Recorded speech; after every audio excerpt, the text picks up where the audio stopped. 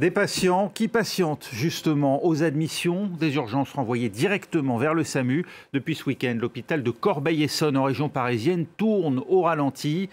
La cause, un piratage informatique de grande ampleur. Les hackers demandent une rançon de 10 millions de dollars. Bonjour Guillaume Billois, vous êtes expert en cybersécurité au cabinet Wavestone. D'abord, pour bien comprendre ce qui est en jeu ici, faut-il céder au chantage? De quels moyens disposent les hackers et jusqu'où peuvent-ils aller? Quels dommages peuvent-ils causer? Bonjour, c'est Jérôme Billois et alors ce qui se passe, c'est que les hackers finalement ont réussi à rentrer dans le réseau de l'hôpital concerné et à bloquer les différents PC et les serveurs et tous les services qui y sont raccordés. Et dans un hôpital, on va parler d'imagerie médicale, on va parler des dossiers des patients, etc.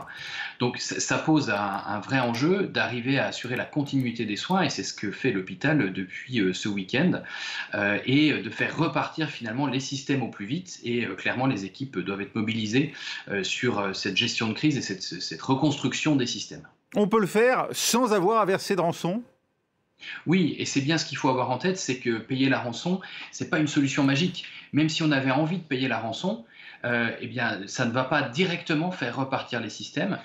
Parce que si vous payez la rançon, finalement, qu'est-ce qui se passe? Vous allez recevoir un message des cybercriminels avec un petit outil qu'il va falloir aller mettre sur chaque ordinateur les uns après les autres pour les récupérer. Donc ce qu'on observe sur le terrain, c'est que qu'on paye ou qu'on ne paye pas, la durée de dysfonctionnement des systèmes, elle est la même.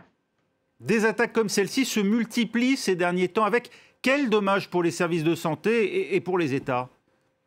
Alors les attaques se multiplient, il y a des dommages effectivement à l'échelle des services de santé, des États, mais de l'économie plus largement. De très nombreuses entreprises de toute taille sont également touchées. Donc l'enjeu est bien d'arriver à faire réduire cette croissance de la cybercriminalité en agissant à plusieurs niveaux, hein, au niveau des États évidemment, au niveau de la police, de la justice, pour aller chercher ces cybercriminels qui malheureusement se cachent souvent bien à l'étranger. Et puis il y a l'enjeu de se protéger. On sait que l'État a mis des crédits l'année dernière et qui sont bienvenus parce qu'il faut rattraper un retard de 10-15 ans pendant lequel le sujet de la cybersécurité était un peu un parent pauvre des investissements. À court terme, vous pensez qu'on a les moyens justement de prévenir ce type d'attaque, de les empêcher? Les causes sont souvent connues. Les cybercriminels utilisent finalement, par contre, beaucoup d'astuces et sont très à la pointe des méthodes d'attaque. Donc l'enjeu, si vous voulez, on est souvent dans un jeu du chat et de la souris entre, d'un seul coup, il y a la découverte d'une nouvelle faille qui permet d'entrer dans les systèmes. Les cybercriminels s'en emparent immédiatement, en quelques heures, en quelques jours, ils l'utilisent. Et donc il faut que les équipes côté défense, elles, soient suffisamment nombreuses et suffisamment formées et suffisamment mobilisées pour pouvoir réparer et finalement contrer ces failles quasiment en temps réel. La crise sanitaire avec le Covid qui a mis à rude épreuve nos systèmes de soins, elle a affaibli en particulier, a abaissé la garde de ces hôpitaux? Je ne dirais pas, parce que c'est à ce moment-là aussi, enfin juste avant la crise sanitaire, qu'on a vu l'explosion des cyberattaques de type rançon, comme on le voit là.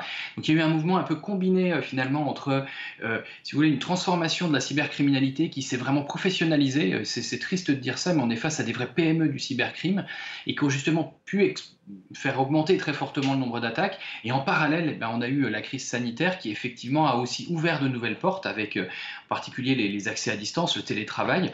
Donc on a eu deux phénomènes qui se sont finalement alimentés un peu l'un et l'autre. Avec un manque de moyens chronique pour les hôpitaux, hein. Alors, on le sait, les hôpitaux ne sont pas les structures les plus riches, quel que soit le domaine duquel on parle. Et donc c'est pour ça que l'État, l'année dernière, a lancé des investissements spécifiques sur la cybersécurité, et en particulier la cybersécurité dans le milieu hospitalier. Par contre, la cybersécurité, ça ne se fait pas en un claquement de doigts, en une journée. Il faut du temps pour pouvoir transformer les systèmes, pour pouvoir recruter les gens. Et on est en pénurie de compétences d'ailleurs, hein, dans ce domaine, pour pouvoir sécuriser en profondeur. Parfois, ce sont les dossiers médicaux des patients eux-mêmes qui intéressent les hackers. Quel intérêt on s'est donné et pour qui? Quelle est leur valeur d'échange?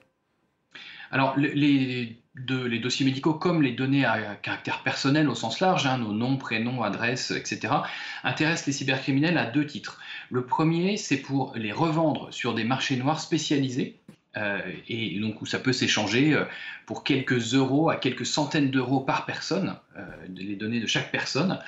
Et puis, derrière ces données à caractère personnel, elles servent aussi à réaliser des autres attaques, attaques qu'on va rendre très personnalisées. Au lieu d'avoir un mail générique qui arrive dans votre messagerie, vous allez avoir un mail très précis qui va par exemple dire ah bah, vous étiez à tel endroit, à tel jour, et suite à ça, il y a besoin de faire un paiement complémentaire.